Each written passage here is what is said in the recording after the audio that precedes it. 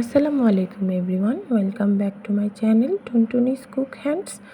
আজকে আমি আপনাদের বানিয়ে দেখাবো পোস্তদানা ছাড়াই ভিন্ন এক রকমের আলু পোস্ত। এর জন্য আমি এখানে 4টে আলু নিয়ে নিয়েছি। আলুগুলোকে আমি সুন্দর করে কেটে ধুয়ে একটি পাত্রে নিয়ে নিয়েছি। এখন আমি এগুলোকে চুলায় সিদ্ধ করতে দেব।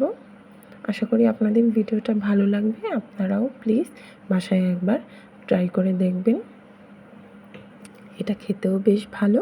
এই তো আমার আলুগুলো সিদ্ধ হয়ে গিয়েছে। এখন আমি এগুলোর খোসা ছাড়িয়ে একটি প্লেটে তুলে নিলাম।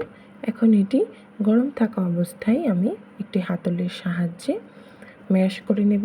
আপনারাও চেষ্টা করবেন গরম থাকা অবস্থায় কাজটা করতে, নইলে ঠান্ডা হয়ে গেলে আলুগুলো শক্ত হয়ে গেলে পরে সমস্যা হবে। এই তো আমার আলুগুলো ম্যাশ করা হয়ে গিয়েছে। এখন আমি চলে যাব আলু পোস্ত বানানোর জন্য। পুরটা রেডি করার জন্য এখানে আমি নিয়ে নিয়েছি পেঁয়াজ কুচি, মরিচ কুচি আর ম্যাশ করা আলু।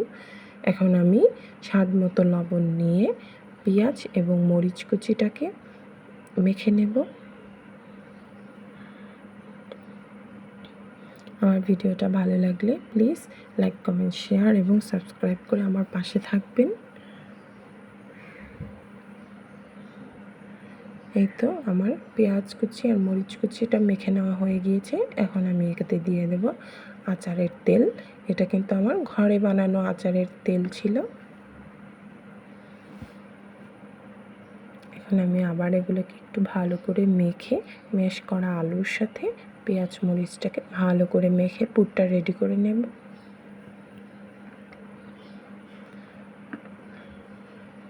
আমার অনুরোধ, আপনারাও বাসায় একবার এটা বানিয়ে দেখবেন, খেতে কত স্বাদ। এই তো এখানে আমি একটা কড়াইতে কিছুটা তেল নিয়ে নিয়েছি। এখন আমি এতে দিয়ে দেব আদা রসুন বাটা,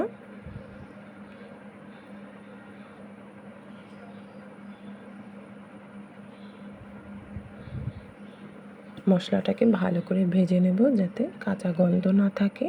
এখন আমি এখানে দিয়ে দেব হলুদের গুঁড়ো আর মরিচের গুঁড়ো, যাতে আলুর কালারটা খুব সুন্দর আসে।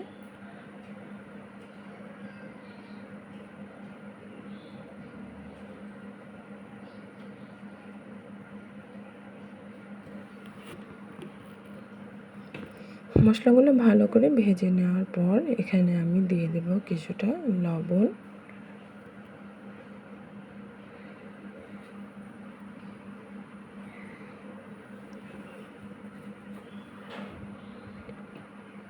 তো এই তো এখন আমি এখানে দিয়ে দেব কিছু আস্ত জিরে।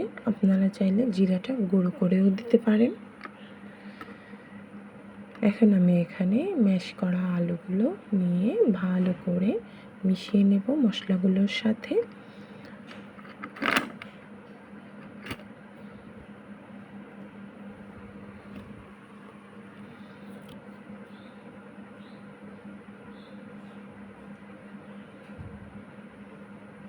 ভালো করে ম্যাশ করা নিয়ে হয়ে গেলে নামানোর আগে এখানে ম্যাশ করা আলুর সাথে আমি কিছুটা ধনিয়া পাতা অ্যাড করে দেব।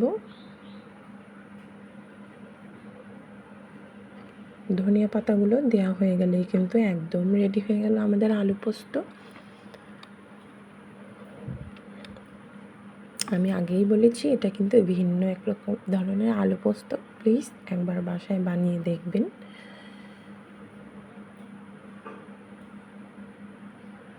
এই তো আমার আলু পোস্ত একদম রেডি হয়ে গিয়েছে। দেখুন মাশাআল্লাহ, এটার কালারটা কত সুন্দর এসেছে। আমার ভিডিওটা ভালো লাগলে অবশ্যই লাইক, কমেন্ট, শেয়ার করবেন এবং সাবস্ক্রাইব করে আমার পাশে থাকবেন।